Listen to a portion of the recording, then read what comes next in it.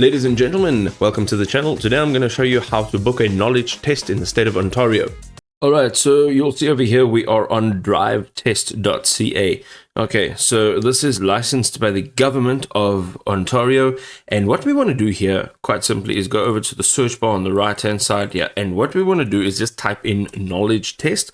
This is, I think, the best and quickest way to find the knowledge tests. You'll see over here at the top, you'll get a bunch of search results, but what we're looking for is knowledge test right over here.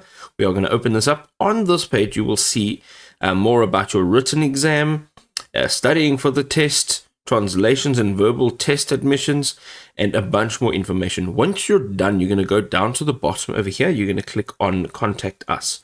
Now, sometimes this page does not load, so I'm just going to give it a second and check if it's going to load this time. But essentially what you'll be doing is going into Contact Us, and you will have contact details to either email or make a phone call to the appropriate person to book your knowledge test in Ontario. Okay, so just give it a second. It should load, and you can just make direct contact with the Drive Test website, and you'll be able to book that knowledge test.